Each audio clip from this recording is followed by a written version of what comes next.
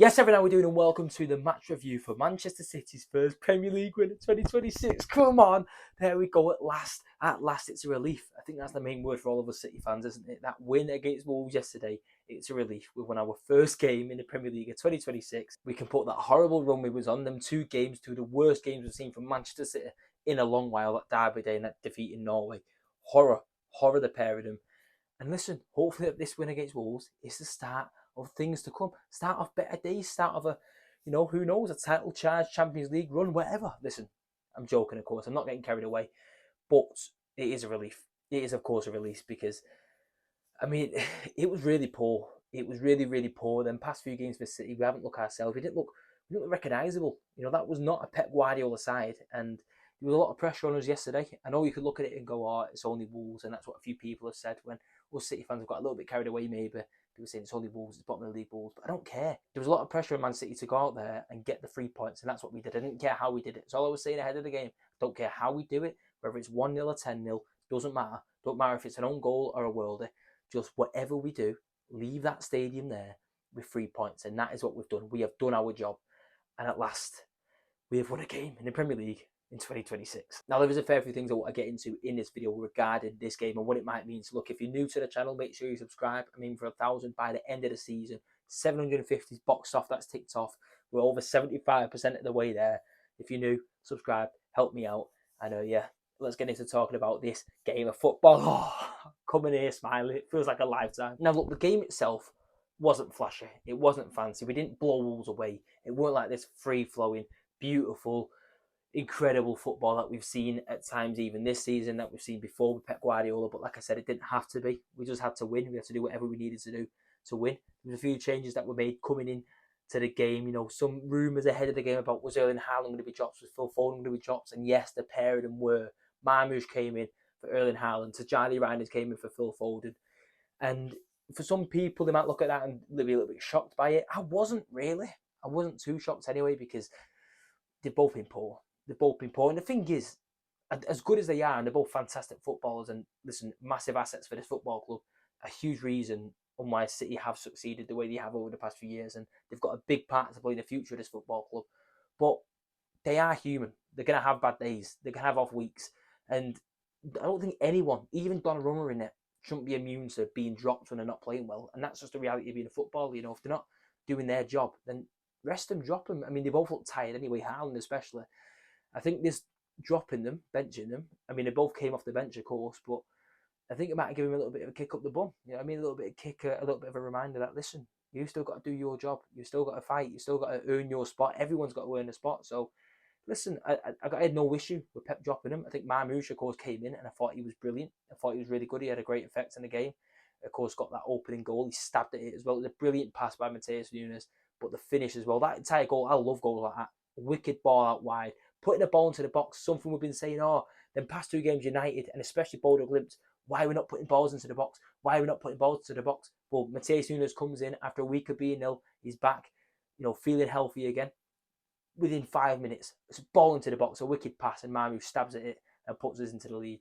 It was a relief. It was a relief. But yeah, I think Marmoush, he had somewhat of a statement game, is what I'd call it. He's not been probably getting the game time. We'll definitely not be getting the game time that he'd want, nor deserves, to be fair. Pre-AFCON, I was banging his drum about Marmoush week in, week out. When's he getting his football? Why is he not playing? Why is he not playing? And it weren't even a thing of him not starting. It was the fact that Pep wouldn't bring him on, or when he would bring him on, he's bringing him on like 80th minute, not giving him enough time to get into the game and proper hurt someone. It was frustrating. So listen, after a good game yesterday, a good performance, some good runs, some good energy, I'd expect to see Marmoush playing more football, more often, maybe Galatasaray. Because to be fair, even this game, he didn't go up top for a lot of the game. He was out wide for a lot of it. It was mainly like Ryan Cherky down the middle. So why not play him on the left? Even with Haaland up top, Marmoush on the left. We've seen it before countless times. Let's do it again on Wednesday, because I thought Marmoush, his energy was really good. We're not going to be able to play Semenyo in the Champions League, are we? So, look, of course, we'll come to Wednesday when it comes to it. We'll talk about that on Tuesday in the preview for Galatasaray. But Marmoush, anyway, brilliant performance. Speaking of Semenyo, I thought he was brilliant as well. Of course, the 2 goal scorers for Man City. Semenyo again could have got another. He whacked one off the post. He was really unlucky with the first half. He had a chance that the keeper made a good save. He's been brilliant. He's been brilliant. It was my first time actually seeing Semenyo live in a Manchester City shirt, because I've seen him in the Bournemouth shirt when he's come to the Etihad, But I wasn't at the Exeter game, and I hadn't been on any away games since. I worked at United, I worked at Bodo, and I worked at Newcastle. So it was my first time seeing him live. And wow, the guy's got feet. Wow, the guy can move. Wow, the guy's strong. Wow, the guy is a complete just finisher, player, wicked player. Honestly, he's going to be brilliant for this team. You know, off the right hand side as well. We've seen him off the left, he was brilliant. We've seen him off the right, he's brilliant. He can play down the middle. He's so versatile, so unique. I love him. I absolutely love him. What a signing with the 42 in his back as well. Oh, come on. What a guy. He was really impressive. And of course, it was Manchester City debut for Mark Gahey. Wow. Wow. What a debut. Listen, I know people were saying it's only Wolves, you know, they're not scored a lot of goals this season, they didn't test us all that much. But look at the aura that he brings, the sense of confidence, the sense of relief, the sense of just, he's just slotted in perfectly, and I knew he would. I knew he would. Have been saying the whole build-up before City signed Gahey, when we signed Gahey, I was saying that he will be perfect. He's the perfect fit. I think he's the most complete centre-half in the Premier League. You know, he's not, what's that saying that comes to mind, like a jack of all trades, master of none. I think that's the right saying, I don't know, but he's good at everything. He's very good at everything. He's not unbelievable at anything per se, but he's got it all to his game. He's one of the most complete centre-halves in world football, and he's slotted in like he's been playing under Pep for years. Already, even at the end of the game, that block that him and Nico made, the defenders all just coming together. Kusanov got involved, Donnarumma jumping up and celebrate getting involved. That in the 96th minute after a 2-0 win, just the emotion, the happiness of them all to keep that clean sheet. It was brilliant to see, man. It was unbelievable. And honestly, Matt Gay, he just slotted in perfectly. And again, he's another one, unfortunately.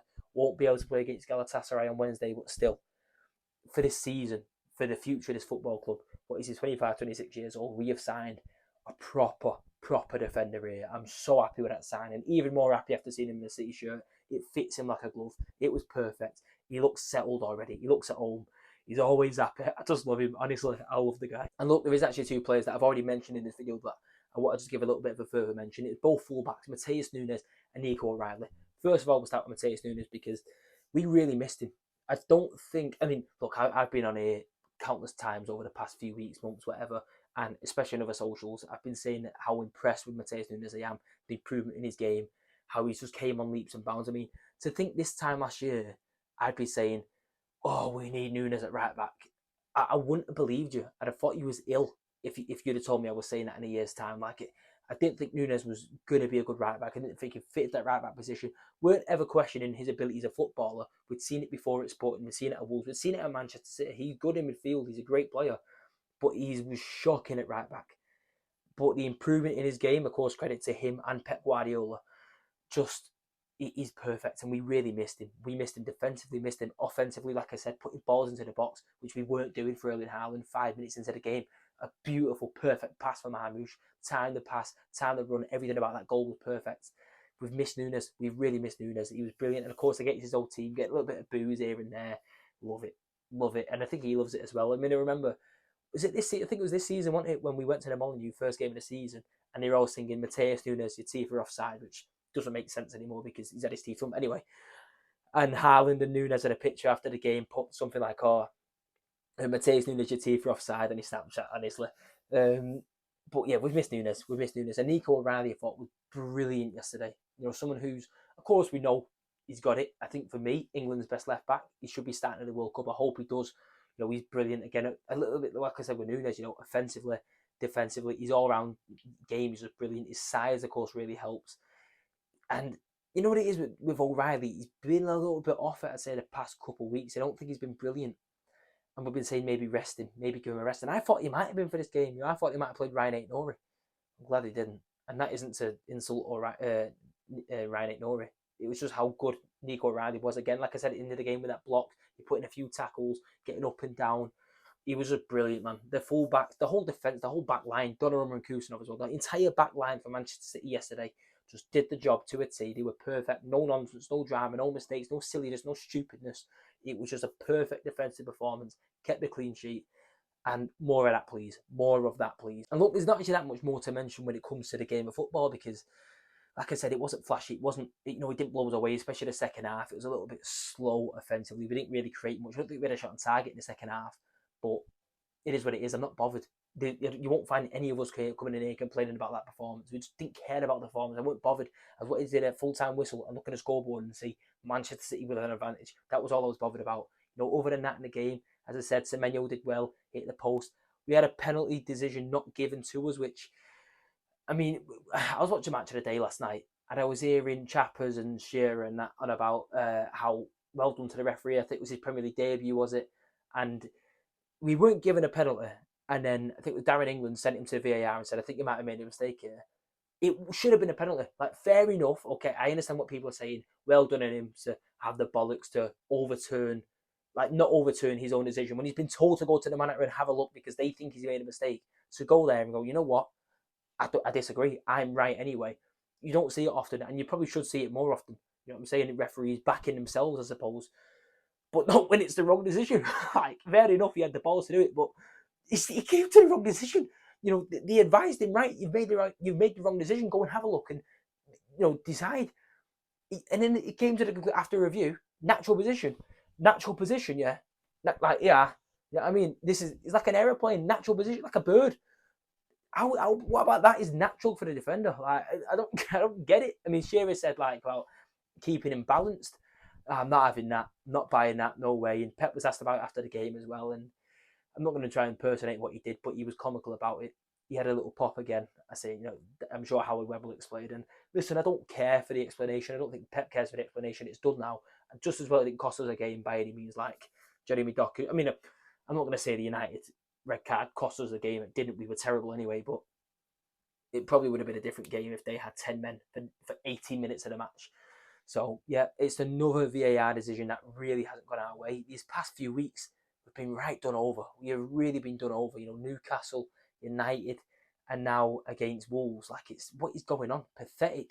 But anyway, it is what it is. Like I said, it didn't change the game. We won the game, and that was all that mattered. We had to get our job done, and we have. And now look, where does that leave us? Where does that leave Manchester City? Well, of course, still leaves us second place. Coming into the game, coming into this game week anyway, we were 7 points off Arsenal, because last week we lost and then they managed to draw, which sort of went in our favour a little bit. I know they gained another point difference, but we all went into that thinking, God's sake, they're going to be 9 points clear, aren't they? But they weren't.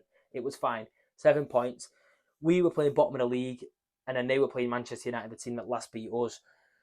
And they've not played them yet. I'm filming this Sunday morning. This will be out as well. I should hope so. If I can edit it quick enough, it should be out before the United-Arsenal game. And let's just hope for the best, really. Let's just hope for the best. Hopefully they drop points again. Do I think they will? No. I think United fans, everyone, the pundits, everyone, I think they might have got a little bit carried away about Manchester United. I mean, we've not seen them since the Derby Day performance. And look, I hope they go to Arsenal and win. I really do. But we were terrible. Like, yes, United were good, but we were awful. We didn't give them a game. Like, Arsenal won't play like that. Arsenal, as much as I love this team and I think we can still win the league, Arsenal are a better team than City in a minute.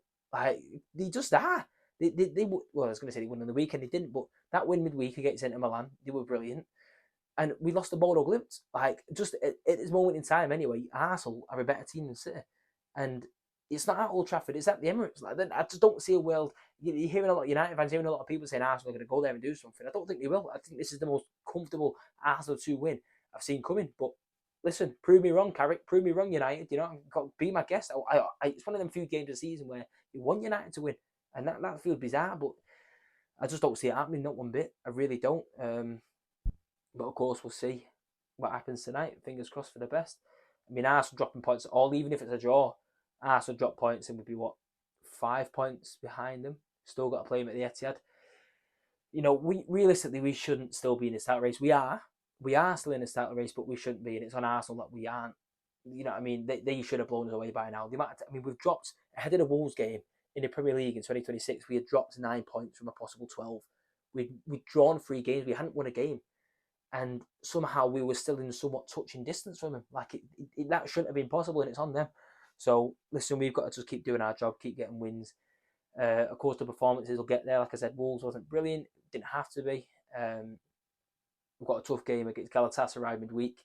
Got to focus. It's a little bit like the Wolves game where I don't care how we play. I'm not bothered, not one bit. Just get the win. Just get the win. And then after we've got past Wolves, let's get past Galatasaray with the 3 points. Let's hope it's enough to get us into the top 8 of the Champions League. and then we can focus and start playing the way that we know we want to, we know we should be, the way that we've fallen in love with how we play football over the past decade or so with Guardiola. Focus on that after Galatasaray. Just do what we've got to do to get 3 points there. Okay? And that's it. And to be honest, I think that's it. It's relatively short for a match review, but there wasn't too much to talk about in this game, was there? Like, it's all difficult to me, so I don't want to go overboard talking about Arsenal, United or Galatasaray, because I'll make a Galatasaray preview for Tuesday. And Arsenal United, what's there to say? I think Arsenal will win. I hope they don't. End of story. We'll see what happens come to it. You know, if you don't follow me in TikTok or Instagram, whatever, go check me out on there, because I'll post a video after the Arsenal game on there, but I'm not making a whole other YouTube thing for it. You know what I'm saying? Over the sake of an Arsenal 3 points, like it is what it is.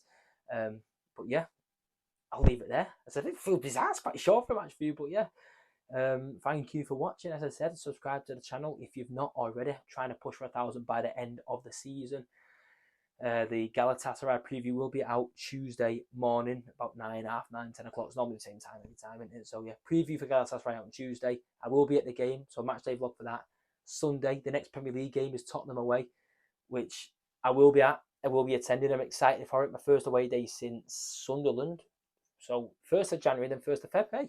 Bizarre, innit? But who knows what Tottenham will be like by then, because I hope they've still got Thomas Frank by then, but they didn't have a good result yesterday. They drew with Burnley, and the fans hate him. The fans are on his back, and despite them winning against Dortmund, which I wanted them to win against Dortmund, and I wanted them to beat Burnley just so that Thomas Frank's still there, because they're horrible with Frank. They're terrible with Thomas Frank.